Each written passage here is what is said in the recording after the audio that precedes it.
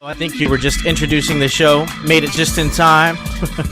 And for those who don't know, you better ask somebody. You can ask me. This is Freedom Feens Live. It's our Feens Live call-in show every Sunday.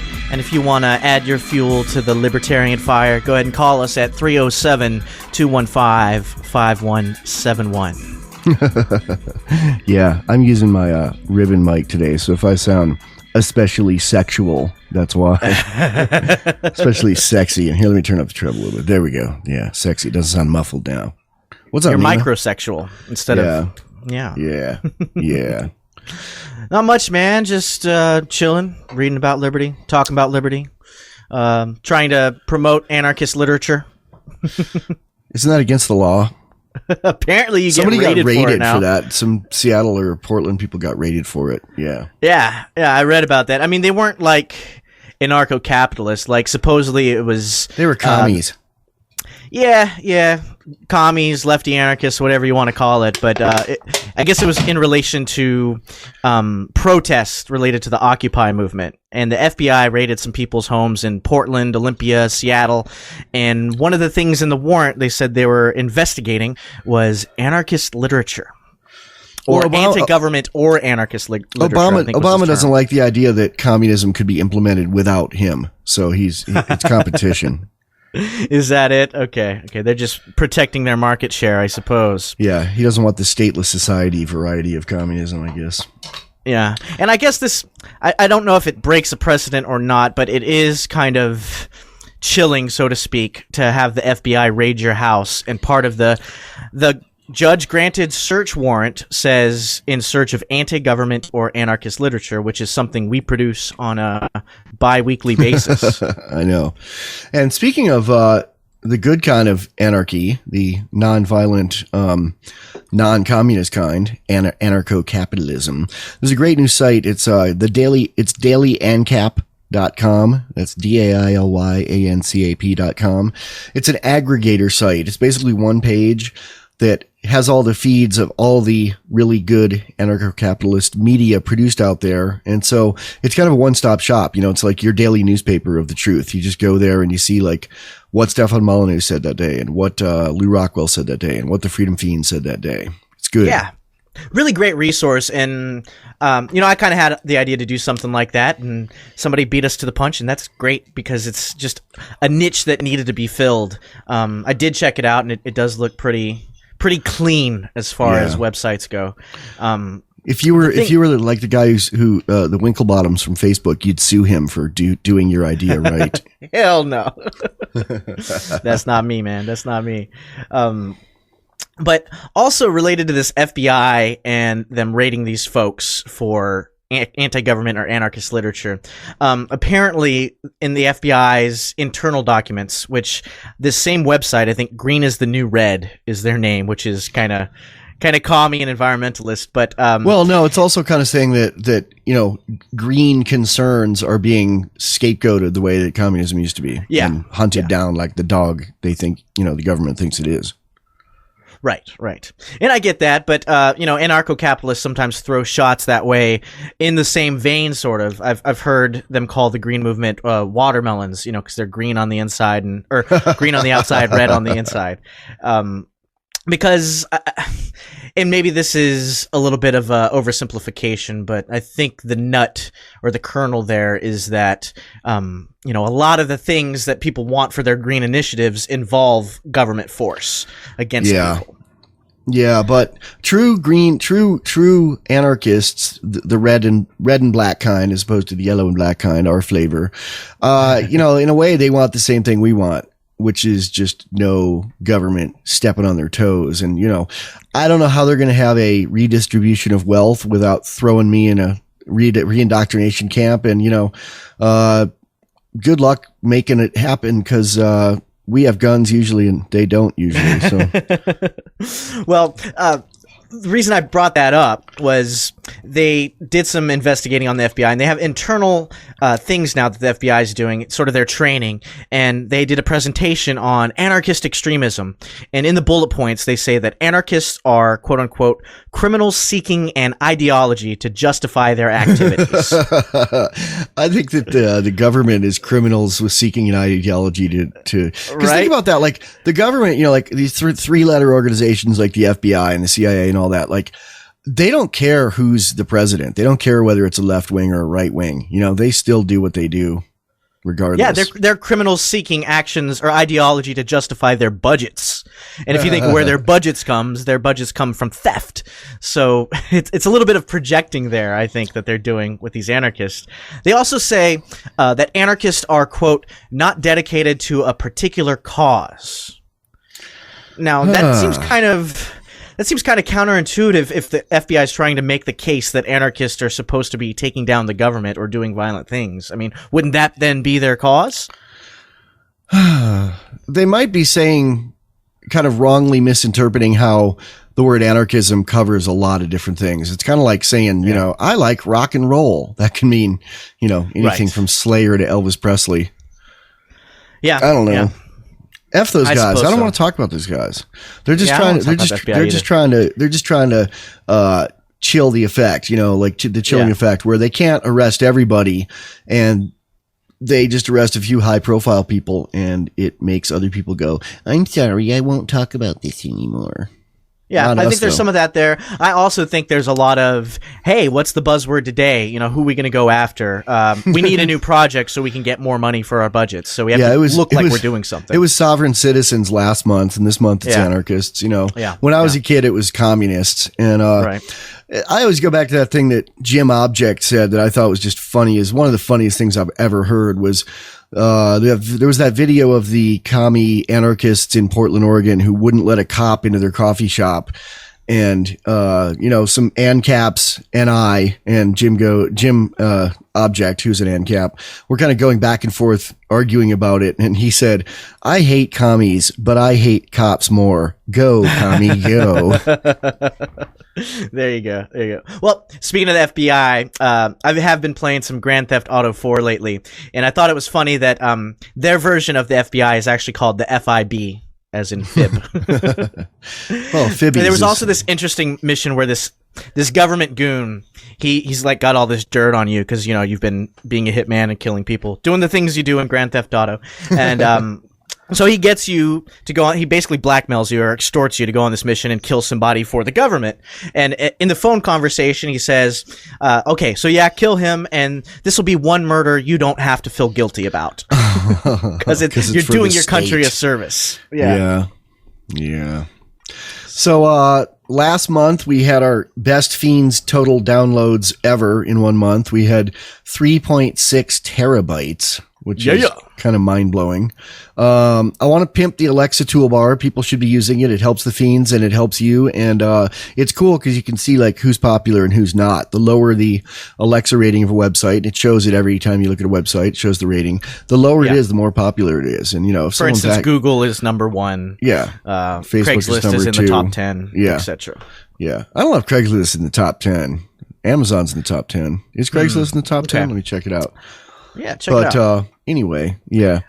So today's episode is called A Nematode of Liberty that gets stuck in your brain and grows. What's a nematode, Neema? It's me. No, it's I think it's in the family. I'm not sure. It's a parasite that's microscopic, and I suppose theoretically it could live in your ear and feed your brain ideas. Craigslist is number 44, Alexa. Ah, okay, top 50. They ain't all that. They don't have pictures, so people don't like them. Shit. 44 is pretty big. I know. But yeah, Nematode of Liberty. So that's me. I have been called Nematode at various points in my life. I much prefer that to being called Osama bin Laden, which I am not. I think you're getting too plump to pull off looking like Osama bin Laden. I saw a picture of you on the beach, man, and you got a belly like me. But you know, my belly took like 15 years to grow, and you were skinny when I met you 2 years ago. So good work, sir. It's my wedding belly. My newlywed belly. I know. It's a quality problem, man. You're not starving artist anymore. There you go. All right, we'll have more fiends coming up for you live. Worms soon. and nematodes.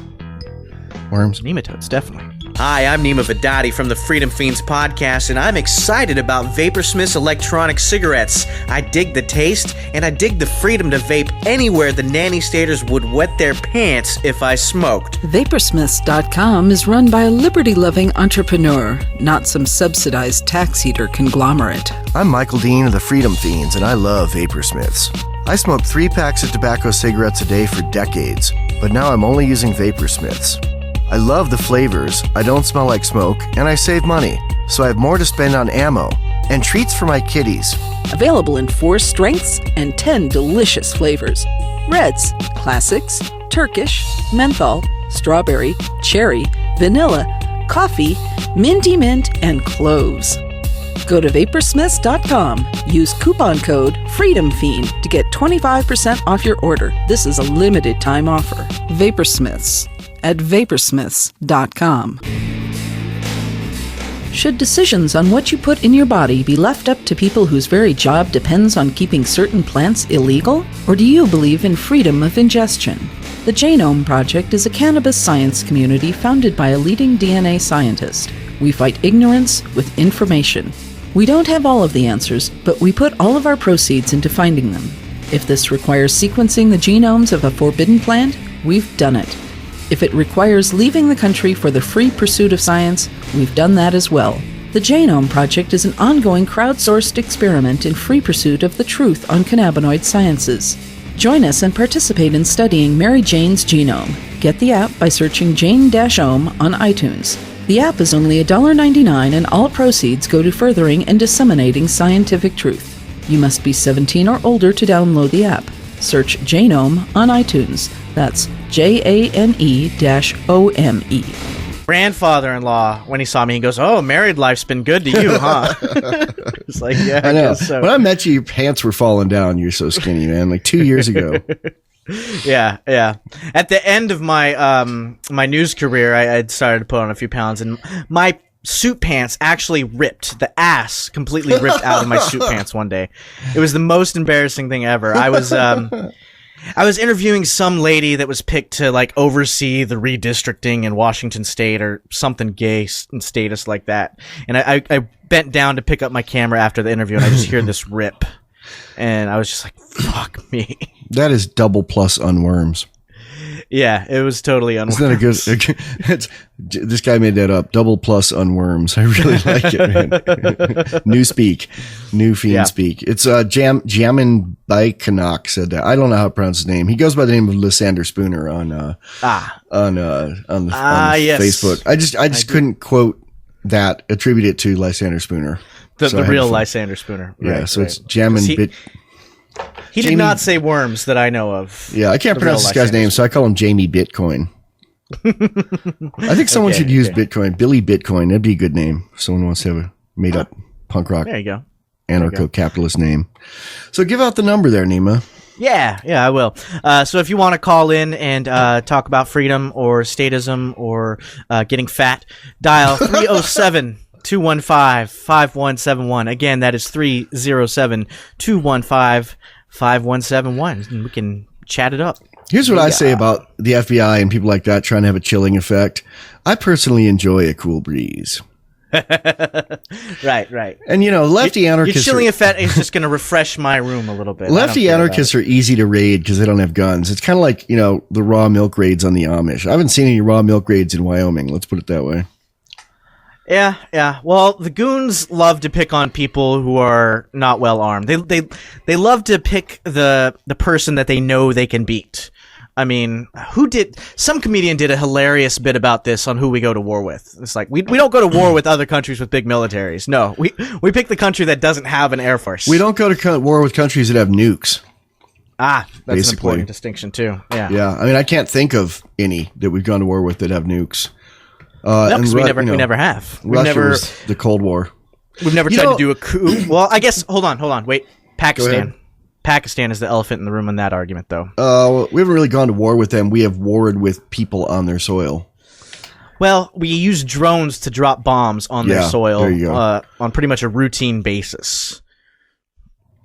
You know, the thing a lot of people don't know about the Cold War, you know, you hear Cold War and you think like, oh, no bullets were fired. Millions of bullets were fired and a lot of people were killed. It just wasn't Russia shooting at America and vice versa. It wasn't the USSR. It was by proxy. Like, you know, Vietnam, you know, the U.S. was fighting one side and funding one side, and Russia was funding the other side. Same thing in the Congo, in a lot of the African, like blood diamond, conflict diamond kind of countries. You know, the U.S. was funding one side and the USSR was funding the other side. We were just letting puppets do the fighting for us. Yeah, yeah. Korea, I would consider Korea an example of that as well. Yeah. Although Korea and Vietnam, U.S. had troops there. The real true proxy wars, like the U.S. didn't have troops there. It just supplied guns and bombs and planes to one side while Russia did it to the other side. The USSR. Yeah. Either way, lots of people died and lots of bullets were fired. Bastards. Yeah, that's what I'm here's another site to check out. This was from a Wired magazine article called "The Cute Chat Site That Could Save Your Life and Help Overthrow Your Government," which is a pretty bold title for an article, even for the weirdos at Wired. It's a site called crypto.cat, and it's .cat, not .com, not .ca. It's some country, Catalina Islands. You know, it's just one of those like domain hacks. They're not really in the Catalina Islands, but crypto.cat, and they have a cat on the website, but it's a free chat site that's encrypted. So you don't have to install anything. You don't have to do any special stuff. I mean, it's all browser based. Yeah. I mean, someone could still watch you if they had a keylogger or something, but, it's a lot safer as far as the central scrutinizer reading what you write. You just sign on. You don't even need to like sign up. You just go on and make up a username for that session, and someone else can, you know. Well, kudos to Wired, because Wired's been giving a lot of great articles, and we've been talking about a lot of Wired articles. And I guess it kind of makes sense because, you know, crypto-anarchism or using technology to further your freedom. I mean, technology is on the cutting edge of that. So I guess it kind of makes sense that a mag like Wired would be covering those things. I mean, Wired, a lot of Wired's readers are like Obama humpers, Silicon Valley, San Francisco, hipster, iPad, you know, liberals, iPad liberals. But the people that started Wired are real OGs, like we're on the internet before anyone knew what the internet was. And a lot of them are with a hacker mentality and care about privacy and hate what's going on right now. Right. Well, and in the Wired article, a lot of the focus of it is the chilling effect that the government is trying to put on the guy who programmed this browser-based encryption. His name's Nadim Kobayesi. And I guess he's from, well, they say he's a 21-year-old college student from Canada, Lebanon, and the internet. And it goes on to show how whenever he flies, he's got this, instead of where it says the serial number on his ticket, the airline or the airport always prints 3 S's. And I guess that's some kind of code to the goons to give him crap, because they'll always pick him out for searches. Search, surveil, and sodomize. Isn't that what it stands for? I suppose, yeah, might as well. We're missing an S there, though. Search, surveil, sodomize, and... There's 4 S's? Yeah, 4 S's. I thought there's 3 S's. Nope. Got search, surveil, sodomize, and select, search, sodomize, and I forget. There you go. Scrutinize. Okay, I think you've cracked their code, Michael. I think I have. We're on to them. So I'm really, we've been talking lately about, and I did an interview with the Ben Quakers recently about getting away from talking about tyranny today. And there's stuff that we have to talk about, but like, you know, there's stuff that most live podcasts today would probably be talking about that I don't want to talk about at all. Like, I don't want to talk about the shooting of this Sikh temple in Wisconsin, even though it's breaking news. It's like, it's sad and it's horrible, and they probably thought they were Muslims, and there's probably some rednecks who thought they were Muslims, but I don't even want to go there. Fiend phone. Fiend phone. God, Fiend phone's loud on that one. Man. Fiend phone. I thought that was the central scrutinizer droning me. Fiend phone. Trying to seem okay. Fiend phone. Yeah, answer the Fiend phone. Hello, Fiend. Who's there? Who's this? Hey, this is Steven in Kansas. Hey, Steven in Kansas. Oh, yeah, What's you up, man? wrote in. You're the guy that that has 27 IP addresses in Kansas. I might be. Did you write us today? Yeah, that was me. Yeah. What's up, Steven? Oh, wait, we're going. Nothing. We're going into a break here, but we're going to keep you on and talk over the break and record it for the archives, if that's okay. Works for me. Cool. How'd you come to listen to the Feens? You were sick and laid up in bed or something? Yeah, I was sick. I don't remember if it was a flu or chest cold or whatever it was, but I was sick in bed and really couldn't do anything except watch TV, which doesn't really appeal to me, or tired of the false surf on the internet. And want to carry real money. That's a good and good person available for brainwashing when you're laid up in bed, you know. Absolutely. Well, and you're exactly right. And like you, I'm an old school punk rocker, not quite as old school as you are. Not as old as me. I think. Old. But hardcore was a little late coming to the Midwest. So. Well, did you ever go to the Outhouse in Lawrence, Kansas? Yeah. I played there a couple times in my band Bomb. I went once when it was a club, and I've been a couple of times since it's been a strip club. Yeah, it's someone's making a documentary about it. Have you seen the trailer for that? Yeah, I saw the trailer for it. I wasn't sure if it was out yet. I don't think it is. I'm in it. He didn't come here to do it. He just sent me the questions, and I filmed it myself and sent him the data. Nice. So, what was your worldview before you heard the Feens, and how did we warp you? Well, I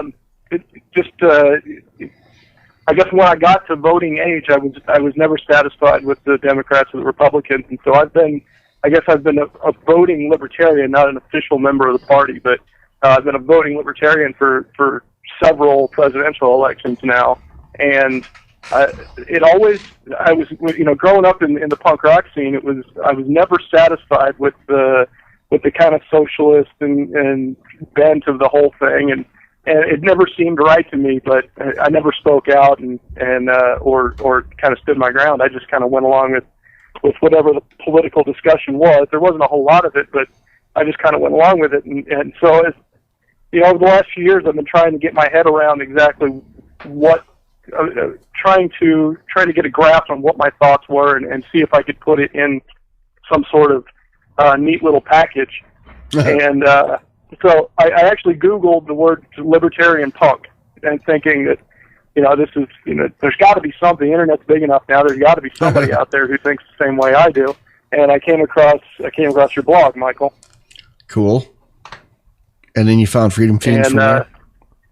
Well, I found the movie, and I watched the movie in 12 parts on YouTube or whatever it was, and 16. And then from there, like I said, I'm laying in bed with nothing to do. So then I found the podcast and started listening to the podcast, and so I've been listening for, trying to play catch up since February. You guys have been on the air or had your podcast for over a year now. So yep. I was trying to play catch up and listening to a few episodes a day, and I don't live in Overland Park, Kansas, but it's the largest town close to here, and I work one town over and I live one town in the other direction, and so I don't know if I'm the one you're looking for with all the IP addresses and the large amounts of download, but I'm certainly a culprit. Well, do you listen for 5 hours? Do you listen for 5 hours at a time?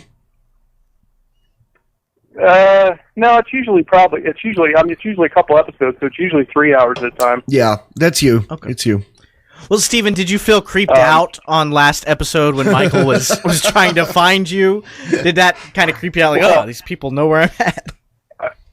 I'll be honest. I just had shoulder surgery. I had a bunch of reconstructive surgery done on my shoulder on Tuesday. You were high. So no, I'm actually today's my first day off the medication. I'm just trying to get my head back, and Yeah. I'm bound to a recliner, and I'm sitting here doing some work and listening to the last LRN record, and I was starting to doze off a little bit, and I was.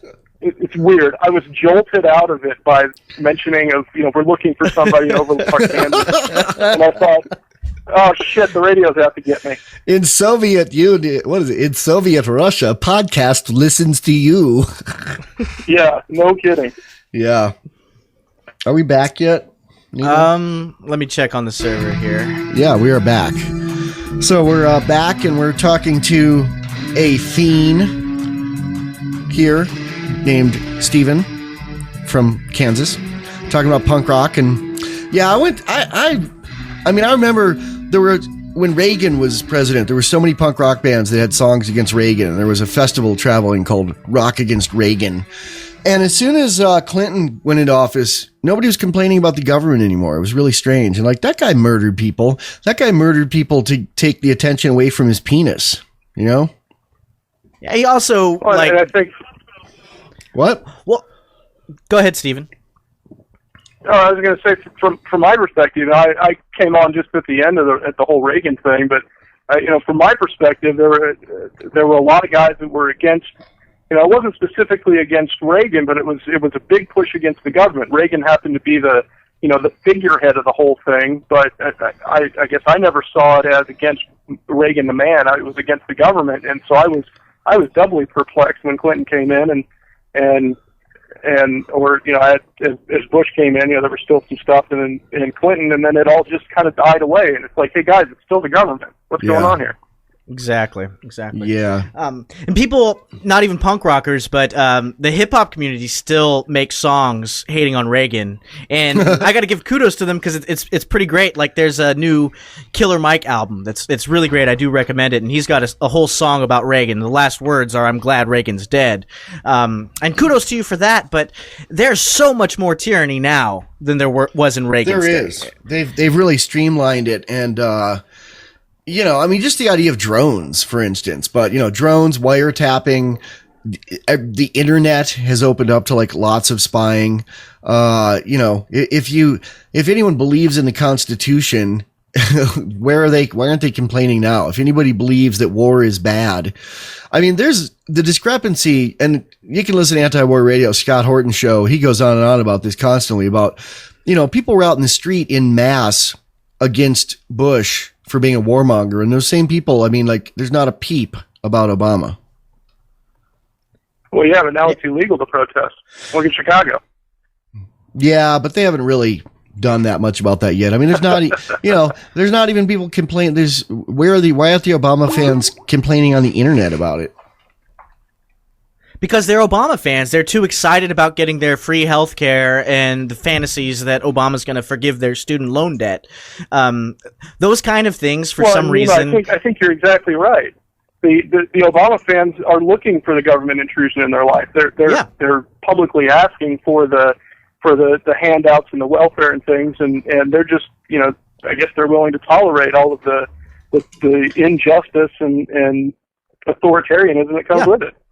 As long as their backs are being scratched, they're going to look the other way. And I have liberal friends who will straight up tell me that to my face. Not in so many words, but I've got a friend who, me and him used to bitch about the Bush administration all day long and about how awful it was that he was murdering all these people in the Middle East. And I talk to him now about the same kind of stuff. And I try to pin it on Obama, which Obama deserves a big part of that blame. And he'll say, yeah, well, nowadays I'm just more looking inward. If I can't pay my bills, I'm more concerned about what's going on in my life. It's like, no, you're just happy that you get to stay on your parents' insurance another year. So, it just seems completely disingenuous. And I guess it goes back to the old point about, democracy fails when people realize they can vote themselves more money. And so I feel like Obama has just silenced any kind of anti-war criticism with his doling out of stolen money to his preferred supporters. It's a bribe. Yeah. Yeah. So let's talk about something cheerier, Stephen. Cheerier? Yeah. Okay. Do you have any cheerful news for us, Stephen? Well, you're off the surgery meds, so that's good news, huh? Yeah. Yeah, my head is clear once again. I have the FEENS. I don't know if that's necessarily clear head, having the FEENS, but it's something to put in your head. Clearer. It was funny. I have the FEENS. There you go. Yeah. Michael always says, throw somebody in a room with some drugs and the FEENS and we'll convert them. Yeah, in 24 hours. Yeah. Do you know about our archive, freedomfeens.cz? I do. You I do. You can download every site there and put them on discs and put them in PVC pipe and bury them. So once they're illegal, you can dig them up and put them on carrier pigeons. Well, you've already called me out for downloading too much. I think I might just tail off for a little while. No, you're not downloading do too that. much. You're downloading as much as you should. Other people aren't downloading enough because they're not downloading as much as you. And streaming isn't even download. No, nobody should worry about like, oh, am I going to cost the Feens money? No, we put all of our money into servers, and we will never run out of space. Well, here's the thing. We got some fiend boots on the ground, apparently, in Kansas with Steven. Kansas is one of those states you rarely hear anything about. I want to know, Steven, how do people feel about the state in Kansas? Are there a lot of people that are red statist, blue statist? I mean, what kind of pushback or horizontal enforcement do you get when you talk to your peers in Kansas about the ideas of liberty? Kansas is as much of a Republican stronghold as you can possibly imagine. There's every time the election comes around on the local news, we hear about how, especially in the presidential race, that the state of Kansas has overwhelmingly voted for the Republican candidate. Or it's a lot like Wyoming, Neema, and it's 2 states over. It's not that much different. It even looks kind of like it, but no mountains. Okay, but what about you in your personal life, Steven? I mean, when you try to, I mean, do you have family there or friends there? That what happens when you try to talk to them about non-aggression and the state and the fact that, just because somebody was elected to control you doesn't mean that they have the right, morally to do it? Well, and I have had some interesting conversations. The one person who I'm closest to that's very politically active, or at least very politically astute, is my father-in-law, and he is a die-hard Republican, but he keeps, every time I talk to him about some of the libertarian side of it, the anarcho-capitalist, or even what Ron Paul is doing, he's always very receptive and he at least takes it in. And even a couple of weeks, you guys talk about dad spam all the time. I get just massive quantities of dad spam from my father-in-law, but even a couple of weeks ago, I got an email with a link to an Alex Jones video, and I about crapped myself. And I thought, all right, finally he's seeing the light. And then, just a couple of days later, I got some more anti-Obama Republican spam from him, and so the Alex Jones thing may have been a fluke. But it's a start. I mean, my dad's going to vote for Ron Paul, which is pretty much of a movement towards liberty from someone who, voted for Nixon and was proud of it, and voted for Reagan and was proud of it. He's 91. I'm not going to push him to become an anarchist. It would probably break his brain at this point. It's good enough that he's voting for Ron Paul. I'm not going to try to explain to him why voting is a bad idea. I'd say it is a slow process, especially with your family. And I've gotten at the point now where most of my family, they tend to say, yeah, well, we agree with you. I don't know if it's just because they're sick of arguing, but they'll say, yeah, we agree with you. Everything the government does is wrong, but there's nothing we can do about it. So we're just going to keep paying our taxes and try to avoid the government as much as possible within reason. Steven, I just sent you a link to some printable stickers that I think Kansas would be a good candidate for stickers. And I'd never say anyone should put stickers anywhere that are illegal to put them. But, stickers, I mean, you could print even as non-stickers, as cards and hand them out that are QR codes, like people can scan them on their smartphone. It's kind of anti-dad spam because dads don't know what to do with these, but the young people do. And they all have a smartphone. It's dad-proof spam. Yeah, I was looking at those. Is there a sticker template or something? I sent you a link to all of them, and one of them is a page, like a sticker paper size page. Okay. All right. It's good having you on, man. We're going to open it up for another caller after this break here. And thanks for calling in. Call in anytime, brother. Thanks, guys. Appreciate it. Worms. Thanks, man. Take it easy. We're not saying the Freedom Feens are the one true path to anarchist liberation, but it's a good one. If you want to put your voluntarist money where your mouth is, consider making a donation to the Freedom Feens. Go to freedomfeens.com and click on the spinning coin on any post. Then make a one-time gift via PayPal or set up a monthly contribution of as little as $3. Giving to the Freedom Feens helps advance education of horizontal liberation throughout the world. The Freedom Feens. We work hard, so send us some money. Tired of the false economy? Want to carry real money in a form that people will dig getting? Don't Tread on Meme now has Freedom Feens and Guns and Weed silver dime cards. Collect all 4. Trade them with your friends. Freedom Feens silver dime cards are also great for starting conversations with statists about liberty. Go to freedomfeens.com today and click the link at the top that says Silver Dime Cards. That's freedomfeens.com. We just know where our listeners are, so... Yeah, and if you were using a VPN from the company that's not sponsoring us anymore, you would be showing up as coming from Prague. There you go. Yeah. In Soviet Russia, podcast watches you. There you go. Speaking of, people using technology like that to better our lives, technology that the state uses to make our lives worse. Did you read about the taco drones? What? No, apparently not. Well, in this article on USA Today, they're explaining, sort of the future of drones. I think the article's called "The Drone Revolution." What's going to happen? That's the kind of gist of it. And one of the things is apparently there's a company. I think they're in California, and they've designed, in the Bay Area. Okay, so from your old stomping grounds, they've designed a drone that can deliver tacos to whatever GPS location you tell them to deliver tacos. Well, it's a quadricopter. It's not a drone. It's still a drone, though. Yeah. It's an unmanned aerial vehicle, which is... Well, and the thing about a drone that's different from a radio-controlled plane is a drone you can preset GPS coordinates and actions to do. It can either bomb that coordinate or bring it a taco, and it can return to the base afterwards or go to another base. Drones also have an override where they can radio control them, but yeah, they're a little different than radio controlled airplanes or helicopters. Right. I just hope on their taco menu, once this does get off the ground, no pun intended, would be to have a taco called the Hellfire Missile Taco. The Hellfire. It could be very spicy. Or the Squirter. What? The Squirter. To deliver the sauce for your taco? Yeah, there you go. Well, no, apparently that was a term that some drone operators, an unofficial term they gave for the people who are running away or flying away from the explosion whenever they drop a drone missile.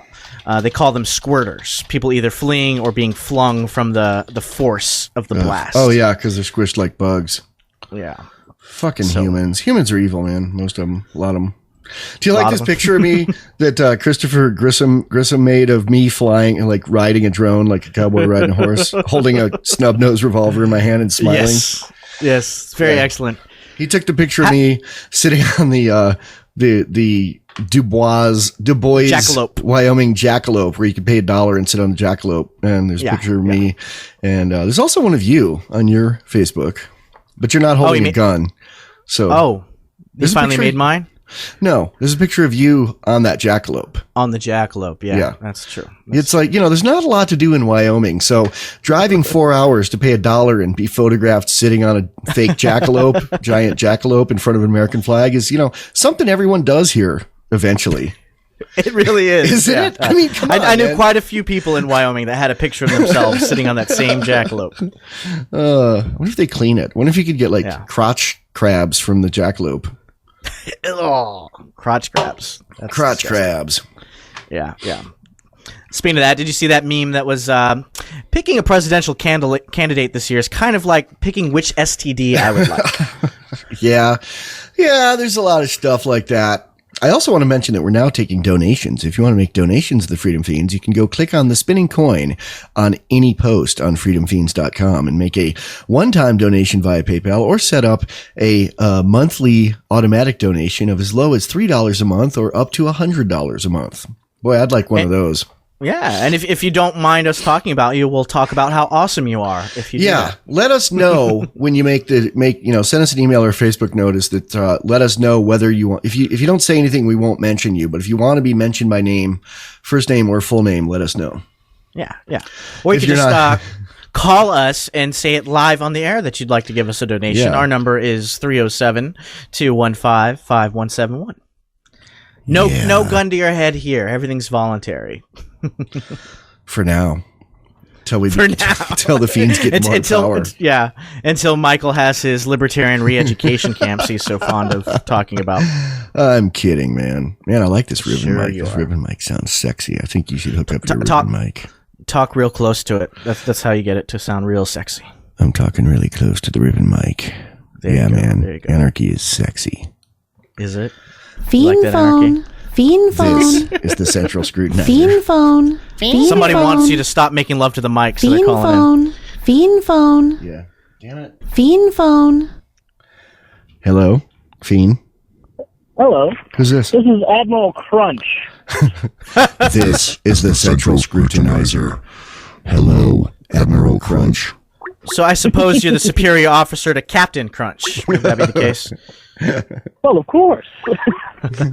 Seriously, it's wild. Chris Grisham is calling in, and I'm going to say he should call in after this, but he was probably turned down because he's probably thinking he's going to get on right now. So talk there, Crunch. What's up, Crunch? Well, there's two things I wanted to say. First of all, Michael, I was wondering if you ever heard of a website called cashcats.biz. No, I stay away from the .biz TLD. It just is all scary. What is it? Well, basically, it's just photos that are a collection of cats posing with money and often with guns. Huh. That's actually sounds pretty good. Catcash.biz, you say? Yeah, I'm looking at it now. Okay, let me look at it now. Aww. Yeah. They're all posing with Federal Reserve notes. None of them are posing with gold or silver, though. I'm sure you could upload some. Yeah, I should upload some. Catcash.biz? Cash cat. Cash cat. Okay. Cash cats, plural. Yeah. Yeah, some of them are posing with, euros or Canadian money. If that sounds better. The site's awesome. Yeah, it is an with awesome site. I like the one with the $100 bills and the cats that look passed out in the empty bottle of champagne. Yeah.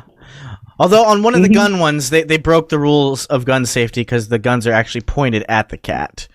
So I would try to point those away from the cat. Maybe they wanted to destroy their cat, so I don't know. Maybe they're not. There's some of rules. cats chewing on money. I don't think I'd let cats chew on money. There's one of a cat, it looks like he's high with a bunch of guns and money. That one's funny.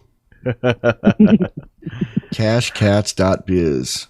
Submit pics. There you go. Nice. We'll bookmark that for later. So what else is new? Oh, the other thing was just something I wanted to ask Neema if he looked into those movie podcasting websites I recommended. I haven't yet, and I do apologize, but I do plan on it. I don't know if you heard the conversation between me and Miles, Michael, but what was the name of the site again? We Hate Movies or something like that, where these guys basically rip into movies. And I definitely do want to take a look at that. My father-in-law's been in the hospital for back surgery, so I haven't had a whole lot of downtime the past few days. But I will check it out. But while you're on the air, any particular reason you wanted to point these guys out to me? Well, first of all, I made a bit of a screw-up on that. It's not wehatemovies.com. The website is whmpodcast.com. I don't know where that might have led, but yeah, the major reason why I point these guys and the other outfit, Yeah, It's That Bad out is because, Yeah, It's That Bad especially, I've done a lot of consulting on the subject of firearms with Yeah, It's That Bad. Oh, that's right. The site reviews a lot of really dumb popcorn movies like Twister and Spawn. So it's kind of like Mystery Science Theater 3000, but audio only. Oh, yes, very much so. And one of the things I was just going to say about Yeah, It's That Bad is that they love the Taurus judge on that show. They're stupid, nice. Man. They're stupid. Why? You don't like the Taurus they judge? Love making fun of it. Because it works as a 45, but it's huge. It's just a cool gun that doesn't live up to its name. It holds so few shot pellets that it's like it barely penetrates a pizza box at 20 feet, man. Shooting with a 410 in general? Yeah, well, 410 that you have to modify and have shorter and less pellets in it. Okay. Yeah. Okay. I want to recommend a film called The Darwin Awards. It's friggin' great, and it's got like 2 of the Arquettes you've never heard of, David Arquette, and then like one you've even like Richmond Arquette, whoever that is. Good movie though. Good movie. Okay. Oh, I love that movie. You seen it? You seen the Darwin Awards movie? Everyone is publishing. Oh yeah, that scene at the rock concert where they Yes. go over the cliff. Yes. That's a good movie, man. Is it a fiction or is it like the Darwin Awards book where it's real stories? It's based on the movie. It's a guy whose hobby is, well, I won't do any giving away plots here. Yeah, what do you call them? Whatever you call them. It's a guy who he's obsessed with the Darwin Awards, and he's a criminal profiler for the San Francisco police, and he gets fired because someone gets away, but he's really good at like determining who's going to exhibit Darwin Award type behavior. So he goes and talks himself into a job at an insurance company, like letting them know who's uninsurable because they're likely to commit Darwin Award type behavior, and like denying claims because, something looked like product problems or something, but they didn't find out that the guy strapped a jet engine to the back of his car and went 300 miles an hour into a mountain, Okay. Yeah. Okay. He tries to save their lives. And that kind of stuff is based on actual Darwin Award events, but the movie is fictitious, and it stars Winona Ryder and Joseph Fiennes, David Arquette, Juliette Lewis, Chris Penn, who's dead now. It's a really cute little movie. I liked it. Okay. Fair enough. So you hate the judge, but you love the Darwin Awards. Is that the takeaway? The movie and the awards. Yeah.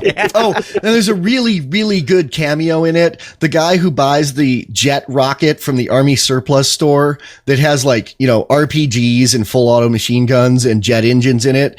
That store is owned by 2 guys played by the guys from the Mythbusters. Oh, nice. Yeah. Brilliant cameo casting. Yeah, the Mythbusters actually, for their very first show, replicated that rocket car experiment and found that it wouldn't actually send you flying into a mountain. It would send your car up to like 300 miles an hour, though. Nice. And it also has Lawrence Ferlinghetti, the beat poet, in it with a cameo, which is really strange and cool. Yeah, it was Chris Penn's last movie before he died, too. Okay. Who? Chris Penn, Sean Penn's younger, fatter, less talented brother. Is he also less status than Sean Penn? I hope so. Yeah, I think he's just kind of like a guy that likes to have a good time. I mean, he died of drugs, so. Okay. And I'm sure his brother wanted to like have the government prevent that from ever happening again. Huh. Yeah. Yeah. Well, that's one way of looking at it. Are we back yet? I'm gonna open it up here for other callers. Right, If that's cool. Thanks for Thanks calling, for calling, man. Miles. Worms, Miles. All right, Worm. Peace. What does freedom mean? Tune in to LRN.FM to find out. LRN.FM is the Liberty Radio Network, a collection of live talk radio and podcasts, all coming from a principled pro-liberty perspective. LRN.FM show hosts aren't left, right, or conspiracy kooks. You can tune in 24/7 to LRN.FM via your phone, computer, satellite, and more. Listen free anytime at LRN.FM. That's LRN.FM. Tyler Lindholm? Hey, Tyler. Yeah, I interviewed Tyler on the Anarchy Gumbo podcast about the weird crap that the GOP pulled in Wyoming to keep Ron Paul out. But you got some updates on some similar tyranny today, don't you there, Tyler? What's up? I do. As you guys know, from the Anarchy Gumbo podcast, I was elected as a national alternate delegate. So I'll be going to Tampa on the 25th. Anyways, I got a list of items not allowed at the Republican National Convention. Some of them are pretty wild. The first and foremost is weapons or replicas of weapons, so no concealed carry at the Republican National Convention. So much for the Second Amendment. Yeah. It goes on, though. No baseballs. What about cameras? No Is cameras on there? No. You can't have camcorders or cameras. So you can't exercise the First or Second Amendment at the GOP convention? Right. Okay. What else? Wow. It goes on. Like, if you're a baby and you're a delegate, you're not welcome because there's no strollers. if you're a baby or if you have a baby. There's no strollers. Wow. Or if you have a baby, strollers. apparently. So the pro family party doesn't want your family to come with you. Correct. Poles and sticks, laser lights, coolers, so no tailgating, I guess. Wow. Whole fruit. I guess they know why. No whole fruit. Whole fruit? Oh, so they Partial don't get fruit, thrown at the goons up there You have to slice your tomatoes. You can't before you throw them. Before you throw them. Okay. Containers of any type, to include aerosols and whatnot. Whistles or noisemakers. Banners and signs. Apparently they recognize the Ron Paul crowd with that one. Banners, signs, and whistles are not allowed at a political convention. When I think of political conventions, I think of banners, signs, and whistles and noisemakers. Right. Well, maybe they have approved banner signs. Well, I guess the party doesn't want you to party anymore. They want to have a very solemn, controlled. Yeah, that's what I was thinking. This sounds like a pretty boring convention. How about marijuana? Do they allow marijuana? Do they forbid it? Actually, they don't say anything about that. Or hookers. So apparently that's you go. Okay. Coke and hookers. Well, that's what's driven the Republican Party since its inception. Right. Yeah, we don't want to lose our roots here. Flashlights, and then it specifically mentions camcorders and large cameras. Do you think maybe small cameras are cool? Do you think you'll still be a delegate now that you've read this on the air and commented on it? Yeah, maybe. I hope so. I didn't say my name was Tyler Lindholm. Tyler Lindholm, did I? Tyler Lindholm. You did. So, what's sort of the plan there from somebody who is a delegate? What's the plan for the Ron Paul delegates? Is there going to be any kind of strategy, or are you guys just coming along to see the train wreck there? Well, at this point, the campaign itself for Ron Paul hasn't released really anything on what their actual plan is. They keep hinting in emails saying that there are plans and will release as the. Is he still running? I'm not trying to stir crap by saying that, but is he still running? Yeah, absolutely. Actually, he's challenging the states of Maine, Massachusetts, Oregon, and Louisiana for those delegates right now. Huh. Okay. Didn't he win one place, like Puerto Rico or something? I think it was the Virgin Islands. Virgin Islands. Well, yeah, because that's a bunch of rich people that want to take drugs and have hookers. Right. That's my kind of crowd, I think. As far as what the campaign's up to, though, I mean, they're keeping it kind of hush-hush. But there is something that the Wyoming State GOP that is doing that's really kind of made me chuckle the other day, and I really, really hope part of the executive committee for the GOP is listening, because what a they're not a-hole move. Yeah, they hate us. You could send them an email when we put this up on the web in a couple hours if you want. There you go. That would be there we go. What they're doing is we've got this Bay cruise that Arch Cole, I believe it was, paid for the entire Wyoming delegation to go on, which is really cool, right? We get to go on a Bay cruise, really neat. But they changed the time to 11:30 a.m. on Sunday. It was going to be in the afternoon, but what's going on at that time on Sunday? It's the Ron Paul Festival, so. Where do you go? Where do you go on a Bay cruise in Wyoming? Alcova Reservoir? No, it's for when they're at the convention. Okay, in Florida. Right, okay, gotcha. Right. I thought it was. We got Keyhole in Wyoming. Yeah, what? We got Keyhole Reservoir. There you go. Yellowstone Lake or Boysen. Yeah, Boysen. So I guess what I'm wondering is, a few months ago, Lou Rockwell on one of his podcasts was sort of advising people to maybe even just not go, or if you do go, don't wear your Ron Paul paraphernalia, don't make it obvious, because I guess he had sort of a fear or a worry that the party hacks and the goons sort of there would be harassing the Ron Paul people. Do you have any kind of worry about being harassed? Are you going to, be wearing your Ron Paul shirt? Are you guys going to be in there in force, or is this going to be more of a low key kind of watching what's going on kind of thing? As of right now, the campaign hasn't really said go at him or anything like that, boys. But as for me, myself, and all the other Ron Paul alternate delegates that I know of, I can't see any of us being the back down type. I think it's going to be a kind of a come at me bro attitude. You know, Cool. I don't think we're sending Love any it. chumps to Tampa. Awesome. So Lou Rockwell, I really respect a lot of the stuff he writes, and I think he's a genius for a lot of the stuff he puts down on paper. But as far as looking out for the crowd and stuff, you know, as long as we don't break any laws and anything like that, we've got a damn good chance in court, I think.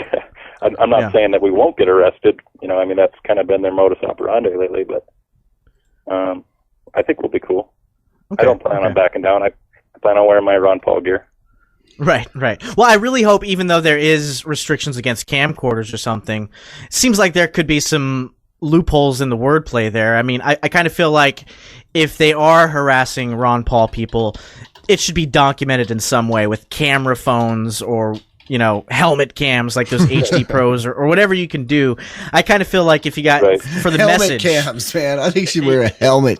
something. Make it harder for them, their goons, to beat you up for being Ron Paul supporters too. That's happened Well, a few yeah, places. not only that, but to show the world how much the GOP really hates the liberty message, because they do. And there are people out there who think that Republican equals more freedom, and it just doesn't in any sense. No, absolutely not. And, you know, I like you mentioned with phones, I mean, this is the year of the smartphone. I mean, everybody out there has got the ability to take video and take cameras. I mean, high resolution. So I don't think the camcorder thing's really going to work out for them. Yeah, I hope not. Yeah. I've got a smartphone, and anything goes down that's a little bit shady, or we're getting harassed or anything like that, I don't have a problem putting it in somebody's face. Anything that's not smart, you'll catch on your smartphone. Yeah, that's it. I got an immediate upload to Facebook and YouTube, so keep your eyes peeled. So while they're beating you and taking your phone, it'll be uploaded. Yeah. Right. Actually, there's some really good apps out there for the smartphone where you can record. As soon as you push the record button, it goes to just a blank screen, so it doesn't actually look like you're recording anything. Ooh, excellent. Is that called the Cop Block app? No. Well, I don't know. Does Cop Block have an app? No, but they should. That would be a good app for them. This one, it's called OpenWatch, and they've got a server that it direct downloads to as soon as it's done recording or the power's turned off, what have you. But there's another one by the ACLU of New Jersey that also has a similar type app. Cool. Okay. Are there any apps that will upload your video directly, like almost sort of a streaming thing? That way it doesn't just get on the hard drive or the memory of the phone, but it actually will be stored offsite? Right. The OpenWatch app is what it's called. We'll do exactly that. Excellent. And man. I'd have to look at it directly to see. Well, we're going into a break here. We're going to open it up for some more callers. Really appreciate you calling, Tyler. Call anytime you want. Thanks, man. All right. Thanks, guys. I appreciate it. Thanks, brother. Peace. Worms. All right. Bye. Yeah. Whenever we get a call from 307, I'm like, oh no, someone in Wyoming knows I'm here. But he's one of the good ones. Yeah, there you go. Yeah, they've caught me. Feens Live. Worms. We're back from the break, and we got more Feens for that ass. And if you want to be a part of that, give us a call at 307-215-5171. I think to start off this segment, Michael has some tech news you can use. Yeah, it's a combination of a complaint and a tip. I edit our podcast using a program called Sony SoundForge, which actually used to be made by someone else before Sony bought it up. And Sony's doing the typical thing Sony does, where they kind of bloatware it and like put out new versions that have stuff that doesn't help you and just makes it harder to use. And I actually recently went from version 8 to version 9 and had to go back to version 8 because there's this really cool thing you can do in SoundForge, which is just like put a marker somewhere, you know, like you just hit an M on the keyboard and it puts a little marker and you can find stuff quickly again. Yeah. And you used to use that to edit out cussing when we were trying to not cuss. Yeah. Which I don't know where we're at in that now. So yeah. And what I use it for now is for things like, you know, we record these live shows in segments and stop recording when the commercials come on. And then I put the commercials that we have just for this in later and put in like our breaks and our announcements and stuff. Mm-hmm. And I would, you know, bring the files in, change the bit rate, make them like they should be, because Mumble records at a weird bit rate and a weird sampling rate. But I'd make them like they should be, and then or I'd put the markers in and then sew it all together, do all that conversion, and then I'd do things like put an ad in, and it would move the markers over in the timeline, like they weren't locked to a particular event like they were in version 8, so I couldn't find where the breaks were. So if you've noticed the last like 5 or 6 episodes of this, and to a lesser extent of the Wednesday casts, like if you notice the breaks came in really weird places, like in the middle of a sentence. I did notice that with the last Anarchy Gumbo with you and Ben Quaker. It was because I couldn't find where the breaks were. And I looked for all sorts of things in the settings and checked all sorts of like, forum boards on the internet, and not only there wasn't an answer of like where to change this, it was like they changed it. They screwed it up and made it worse in the update. So I had to like uninstall it and go back to version 8. And, it doesn't have that problem. So, okay. And hopefully we'll see today, but hopefully. So basically, if you're a fan of markers, use version 8, not version 9. Yeah. Okay. Yeah. Fair enough. So you have a fantasy you want someone to make come true. What is it? I had a fantasy, man. Yeah. I guess this is akin to or in the same vein as my fantasies of living on the moon or Antarctica. In space, right? They have environment suits. So I feel like we should have on Earth environment suits that'll protect you from the vacuum of statist ideology, or the moral vacuum of the statist. So you want kind of like a killdozer, but that you could walk in. So you want a suit that kind of declares there is a 6-foot radius of sovereignty everywhere I go. We don't even have to go 6 feet. We can go the pretty culturally accepted 2-foot personal space bubble, right? So a suit that they try to drone you, it's fine. It's impervious to Hellfire missiles. They try to tell you to pull over and write you a ticket. Not gonna happen. I think it'd be hard to have sex wearing that suit, though. Yeah. Maybe we could do like an interface like in Demolition Man, where you'd have virtual sex in your brain. I don't know. That's not sounding more free to me. You could invite somebody into your environment suit. Yeah. It'd have a fuck hole in the crotch area. Hole. Yeah. Not FCC friendly, the Feens. I feel like, I guess that's every libertarian's fantasy is I want to make it happen now. I want to be free. I want to do whatever the hell I want to do, as long as I'm not violating the non-aggression principle. And I don't want there to be any way for the status to F with me, Well, I always change the episode name after I say what it's going to be at the beginning. Maybe it's not going to be a nematode of liberty that bores into your brain. Maybe this is going to be a fuckhole of liberty. It's going to be a fuckhole of liberty. Yes. Yeah. I must say that the more I learn about liberty and anarchy, and it is a process, I mean, it was a major thing when I first became libertarian, but I was still kind of statist. And it was a major thing when I went from minarchist to anarchist about a year ago.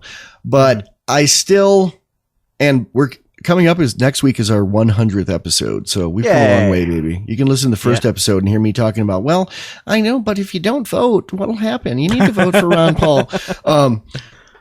And although to your credit, you never used the roads argument, thank God. No. You're never. No. Neema, what about our roads? No, because even when I was still talking about voting for people, I was like convinced that eventually we wanted a stateless society, but I was deluded to think that we could get there by voting. I was an incrementalist anarchist, but I was kind of looking like a minarchist because I was still talking about that crap. Mm-hmm. But I lost my plot there, man. We went down too many wormholes. Worms. Too many wormholes. Yeah. Yeah. I guess you can tell when somebody is going to eventually get it and when not. I know what I was going to say. Okay, go for it. I was going to basically say that, like, but it is a process, I mean, even you don't. It's kind of like AA. I use that as an analogy a lot. Like the day you become sober and stay sober in AA isn't the day you become the most recovered you're ever going to be.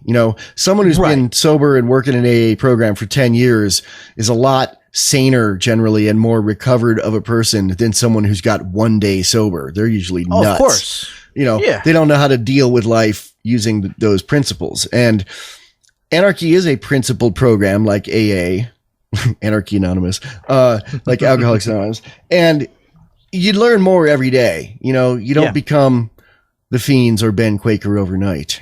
And we're not as recovered as Lou Rockwell yet, but we will be one day. We're more fun. But, and as the more you learn and the more you brainwash yourself by listening to everything on the Daily ANCAP or dailyancap.com, which is a great resource. And I'm glad someone finally did that, because now I don't have to send people to 20 different things when they give me the Rhodes argument. I'll just send them the link to dailyancap.com and then just say, fuck you, and block them if they don't love it. Yeah. So the more you learn about all this stuff, the harder it is to look at the society and not go, ugh, really everything's tyrannical. Everything. Not everything, but I can't read a newspaper anymore. I can barely watch TV, let alone the news. I could barely watch a movie, because there's always some kind of and then the police rode in and saved him from the rapist, or, and exactly. The cops are always the good guys, which really I just look at it as some guys with guns showed up and helped someone who didn't bother to carry a gun. It doesn't have to be the police. Except those guys with guns stole the money to pay for their guns. I know. And at salary. gunpoint. Yeah. And it's even saying stuff like that now, I guess we have to say it for the new listener, but it's kind of I kind of feel like we're in our second year of college here, and that's kindergarten. So I don't even like to say it anymore. And we're making, I'm not telling you not to say it, but it's I don't even have to say that. It's just a fact, but most of the world doesn't know that's a fact. And it's mind blowing to me. And not only can't I watch TV, it's I can't talk to most humans for 5 minutes because they're going to say something stupid and statist. It's funny that you say it's kindergarten, because I think it's even pre-kindergarten. It is in, I think, our natural law, as Ben Quaker would say. And I've got more to talk about on that thought, but I think we're going to have to save that for in a little bit. LRN Feed's got to go pay the bills here. So go ahead and stick with us on Freedom Feens Live, please. Worms. Ran over or injured or something very mean and cruel, and it was wrong. Ugh. And my dad fired me, and my dad should have fired me. And I learned a lesson from it. I didn't get a free ride because my dad owned the place. Yeah, I didn't record any of that. I just started recording. So if anyone's listening on the the later feed, Neema was a bad boy, and his dad fired him from a job for it. We're talking about child labor and the non-aggression principle in children. Feen phone. Yeah. Feen phone. Here's someone going to save me from that bad. Feen phone. Oh. Feen phone. Hello, Ben Quaker. How are you? Hey, I kept hearing you guys talking about me. I figured I'd better say something. Are you using your good microphone? It sounds like you are. Yeah. Good. Except I have an air conditioner screaming behind me. So do I. Yeah. What's up? Hey, I can't hear Neema. Neema, talk. I'm here. Can you hear me? Oh, talk. Okay, he wasn't talking. Had a flashback to the early days of a few months ago when we could only hear one at a time. Nah, it's all working. Neema's just reticent. I'm not reticent, but speaking of you saying the air conditioning is screaming, I don't hear it at all. And I remember in some of your earlier casts, you would always give a disclaimer about the background noise, but you sounded fine. So I think the background noise is a lot more salient to you than it is to the listener. Often. Well, and ribbon mics are made to work in factories, and they're made for dictators speaking on balconies, so they cancel out the sound from around the corner.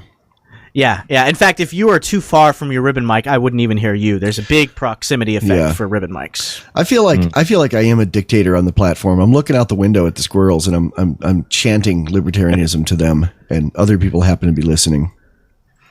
Speaking of squirrels, our local Cub Foods is shutting down. They were my previous source of peanuts for my squirrels. So my wife went in there today and bought 70 pounds of peanuts. So we're ready for the apocalypse. You're ready for the peanut apocalypse, the squirrel apocalypse. Speaking of that reminds me of something I had wanted to ask you, Ben. What is your diet like? Because when you were talking with Michael, you were saying, I avoid them because I avoid most Chick-fil-A. bread when I can. Chick-fil-A, because they're a bread-based menu. Are you guys into the whole? That was Dale, wasn't it? Or did Ben also say that, Ben? I said it. Okay. Yeah. I think Ben said it. And I was going to ask you, Ben, you're a pretty wise guy. I not wise guy like you're a great Stooges, man, but you're a wise person. And you've been around the block for a while. What kind of things do you think are healthy to eat? What do you avoid? What do you eat? I like the concepts that are being kicked around with the paleo people, the caveman stuff. That's what I thought. To a large degree, philosophically, I'm not disciplined enough to really follow through on all that stuff. But from a philosophical point of view, I can see through history that the state has consistently used grain of one kind or another to control the slaves. They have since day one. Mm-hmm. And I also see that the massive monocropping growing of grains is horrible on the environment. Yeah. And so, and then in addition to that, from a personal standpoint, I could really stand to lose like about 40 pounds. And also, I don't handle wheat products all that well. I was just laughing because I was thinking the three of us could lose some weight. Maybe we should sit down and create a Liberty diet and write a book and make $1 million. Hey, there you go. And push Liberty at the same time, because weight loss books are one of the perennial bestsellers in how-to books. Well, Karen DeCoster and who's the guy she always links to? The guy that does Mark's Daily Apple. I forget his last name, but there is a lot of libertarian-esque writing on the kind of diet that people who are anti-state and anti the government food pyramid should follow. And it is what Ben was talking about kicking around that idea of the paleo diet, which is basically avoid grains and any kind of things that started with the mass state-promoted cultivation of, monoculture agriculture. Yeah. There's a book called, Rats. And I can't even remember the name. No, rats. It's not called. It's about eating rats. It's about this rat. The rat diet. And his owner named Willard. No. The Art of Not Being Governed by. Oh, yeah. Yeah, I really want to cow. read that, but I don't remember the author. Yeah, it's either. really difficult to read. The writer is a brilliant man, but he's not a good writer. But he talks about certain types of grains, like specifically rice in Southeast Asia. There are types of rice that grow very well up in the mountains in non-paddy form. And are we having music coming in? Yeah, we're on a break here, but we're in a break, but we'll keep recording. We'll keep recording. Why don't you stay on until the end of the show? I'll say that while people can't hear it, so they won't just go away if they're trying to call in. But yeah, we like you. Okay. Yeah. So you got 15 minutes? Oh yeah. All right. Keep talking. We're recording. Oh, that's right. There are actually people that are going to hear this. Yeah. James C. Scott, Michael C. Scott, James C. Scott. I think it's James C. Scott. No, was that an actor? George C. Scott. George C. Scott's actor. What's the book called? Because people can just Google the title. The Art of Not Being Governed. That was it. Yeah. And so there's a specific grain of rice that's grown that really takes to being grown in the mountains. That will free you from the tyranny. What's the anti-tyranny rice called? That's what I want to know. But it grows very well under wild conditions up in the mountains. And so you can literally harvest it during, as it's growing wild, harvest it, save 10% of your harvest, scatter it back in the same area, and come back the next 4 months, because it doesn't take a full year. It's 4 months or whatever it is, and harvest it again. And then it's not even really a planting process. They just toss it around. And so nice. The wonderful thing about that in dealing with the state was that the people who were living outside of the state in Southeast Asia all the way up until the last generation or so, they could continually move around. When their village would get found by the state, they would just pack up everything and walk off, because the whole village is made out of bamboo. So it's nomad rice. Yeah, and everywhere they went, stateless rice. And there's a tuber that's very similar to a sweet potato, and it's the same way. It just grows wild. And so when they find it, they'll harvest a bunch of it and then put some back. Hemp's and the then same when way. they come back Hemp. yeah. So they could live both an agricultural life and a nomadic life. Nomadic being only when they absolutely needed to, when the state figured out where they were. Excellent. Yeah, I've tried to do the paleo thing, but it can be tough because my wife is a vegetarian. So a lot of the food she eats, she understands that grain is not always the best thing for her, but she has more of a restriction for the killing of animals. And there was a cast you did called Animal Rights, and I didn't get a chance to listen to it. I really hope to listen to it some point in the near future. But I guess that's always been my problem, is I'm trying to balance her needs as a moral vegetarian and my desires as somebody who wants to eat less grains. Yeah. So I think the best I've come up with thus far, and she's cool with this, is me being what we've termed a huntitarian. So because she's fine with me killing, as long as I kill the animal, she doesn't see anything wrong with me eating it, as long as I got my hands bloody. And so I think in essence what I want to do is end up catching all the meat that I eat, although in Texas, it's not always as easy. You got to wait for certain seasons. You got to make sure you're properly licensed and pay your extortion money, and I just haven't gotten around to all that yet. Is her problem with meat primarily with the meat industry then? Yes. Her problem is, giant factory farms. Right. The idea that, for instance, with chickens, that they're sort of grown and live in the same 1 foot by 1 foot stomping grounds for the 3 weeks that they're alive and then slaughtered. She finds that to be morally, I don't know what the word is, detestable, at least in her mind, as far as that kind of thing. But as far as, and I guess the other thing is she feels like there's some doublethink in the fact that there are people that think, there are liberals out there that are like, hunting is wrong, but they'll go and eat at KFC or whatever restaurant they're out. They'll go eat the factory farm thing. She wants people to understand that if you're eating an animal, you're somehow responsible for its death. So she feels like hunters are much more transparent about that, and so she has a lot more respect for them. We're back on the Freedom Feens, and we're talking to Ben Stone of Bad Quaker Podcast, and we're just going to ride out the next 10-15 minutes with him because he's brilliant and has a good microphone. You get to stay on here longer if you call in and you sound really good.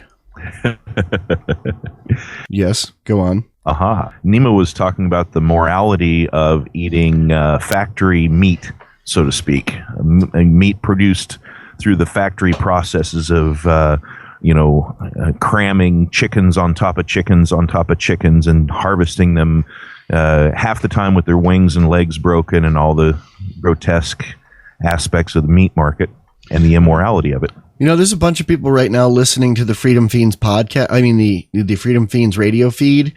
Mm-hmm. I don't know why they're not over listening to this live, but they're listening to that. And right now what's playing is the First Anarchy Gumbo. So you're playing there as well as here. I'm everywhere. Maybe you're playing on somewhere else too. Well, what are your thoughts? I mean, I definitely respect your point of view. So, what are your thoughts on the factory meat industry and, in general, the American diet? Well, when I think about it, my mind goes in two different directions. One is, I suppose I do this on most things. I try to look at it the practical aspects, and I try to look at it the moral aspect. Mm-hmm. And on the practical aspect of it, I think, for however long humans have existed, in the form that we are, we have eaten certain foods a certain way, which is when it comes to animals, we have eaten mostly animals that have had very little exposure to things like cages and things like this. Mm-hmm. So it's logical that if we suddenly take a major aspect of our diet and expose that aspect of our diet to a dramatically different environment than it's ever experienced in history, and we overproduce it under really, really unnatural circumstances, then there's going to be repercussions to us eating that stuff. Mm-hmm. So, a pig, for instance, that lives in the wild, or even a pig that lives on a farm under traditional farming methods that are thousands of years old, that pig has a fairly comfortable, happy life until the day that they, harvest it. Mm-hmm. But a pig in a factory pig farm is a horrible existence for the short, brutal life that it lives. It's just miserable. And so, from a practical point of view, there has to be repercussions for that actions. On a moral view, I've gone into kind of more detail than I would be able to right here in the time we've got, but I think that there are natural laws that guide each species, and so the natural laws of the bee are completely different than the natural laws of, say, a lion or a snake, and you can't expect a killer whale to live by the same natural laws as a butterfly. So we can't logically apply the moral and the ethical laws that we put upon humans and then try to bend those and say, okay, so now we have to treat a chicken as our equal and never harm it or never aggress upon it or anything. So I don't go in that direction. On the other hand, as an intelligent human, we have a responsibility not to be cruel to lesser animals, if there's any way to avoid it. So, for instance, in a hunting situation, I would want to make sure that I had a clean kill. A clean kill is as quickly and painlessly as possible out of respect for the other animal. Not so much because I'm a moral human being and that's a moral animal and I have to apply the same morals. A lion is not an evil, sinful monster because it eats a gazelle. Mm-hmm. It's doing exactly what its nature is. And so a human who eats a chicken is doing exactly what it's within his nature to do. But a human who tolerates unnecessary cruelty to that animal, I don't like that. And I, on a practical basis, I think there's going to be repercussions for that. And we see it in an obese population and, a population that doesn't really know what it takes to put food on the table. It's negative in every direction. Okay. Did I answer? You did. I definitely appreciate that. And if you will indulge me one more time, I do have one other question I've been itching to ask you. It is kind of an amazing thing that I can listen to your podcast, and any question that pops into my mind, I know I'll be able to ask you at some point. So I do appreciate you calling in. I talked to Ben on the phone Michael about. Just calls you. I talk to him every other day for like an hour a day. I'm probably bugging him at this point. No, and Neema, you can call me too. Really. Oh, sure. I might. You're one of the chosen few. Yeah, fair enough. Neema, Ben hates people. He doesn't want to talk to people, but he'll let us talk to him. All right, fair enough. Hopefully we have enough time for this. If not, then maybe I can ask you some other time. But I was listening to your Great Man Theory podcast, or rather your deconstruction of the Great Man Theory. And the thing that I guess stuck out in my mind is, for you as a Quaker, where does Jesus fall into that? Is that something you have to reconcile? Because, I mean, I guess Jesus theologically wasn't a man. He was the Son of God. But how do you reconcile Jesus? Was Jesus a great man? Was Jesus just the Son of God? That was the contradiction I forgot to ask you about. I did it for you. Thank you. Was like, you're saying we can't have the great man theory. And I'm like, you're a Christian. Don't you think Jesus was a great man, or is he the only great man, or how's that work, man? Well, I have a strong echo that just came in. Do you guys hear that? No, it's the central scrutinizer. Just no cop outs here, Ben. Go for it. Play through it. Give us an answer. Play through the pain. Keeping in mind that the great man theory applies to government, so there might still be a great man in baseball or basketball or whatever that's outstanding that you can use as an example of leadership or change the game or whatever. In the case of government, Jesus was taken, and we're assuming in this that the entire Jesus story is true, just for the sake of conversation.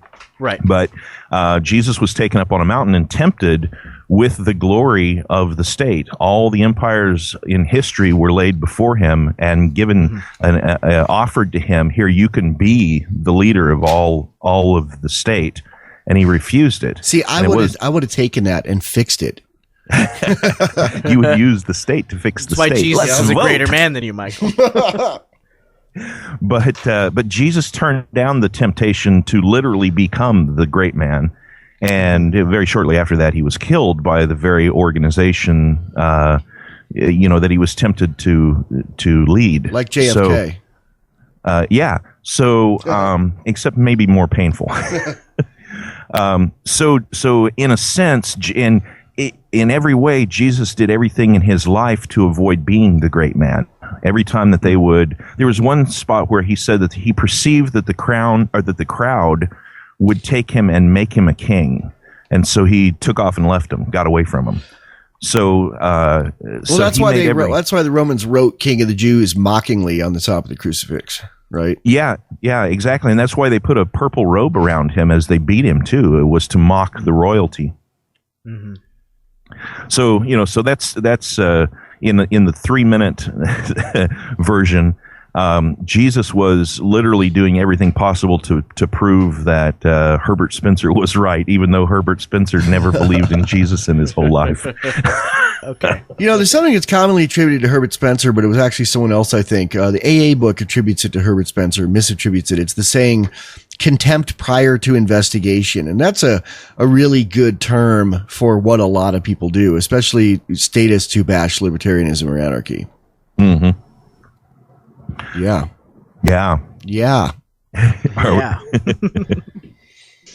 Dead air. So basically, Not because good. Jesus, I guess he didn't abdicate the throne, but because he never had it. But your argument is that since Jesus never wanted to be the great man that everybody followed and took everything he said as marching orders, then he isn't the great man that you were, I guess, saying was not something you want to follow when you were podcasting.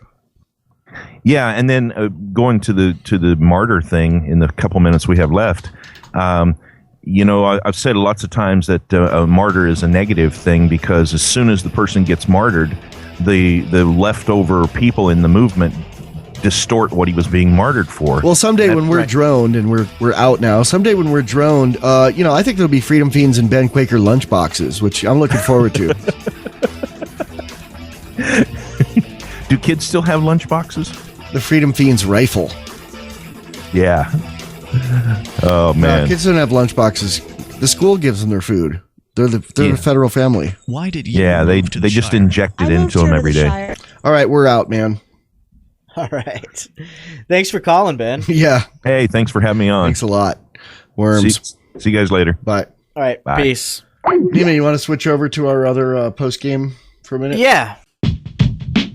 Check out the Anarchy Gumbo podcast. Michael W. Dean of the Freedom Feens cooks up a very special blend of liberty, guns, sex, rock and roll, drugs, and thriving in spite of the state in an increasingly worrying world. All with a rotating cast of nifty guests who are also up in the middle of the night. The Anarchy Gumbo podcast, a tasty stew of freedom and fun. Subscribe at kittyfeet.com. That's KITTYFEET.com. You can subscribe to Freedom Feens via the RSS link on the top right of any page. It's orange and marked follow. Or you can subscribe via email at the subscribe by email link at the top of the right sidebar on any page. It's a little bit below the search field. You'll need to respond to a one-time confirmation email, but after that, you will only receive an email each time a new episode posts. The Freedom Feens respect your privacy. We will not spam you and will not sell, rent, or share your email address. And you are free to unsubscribe at any time.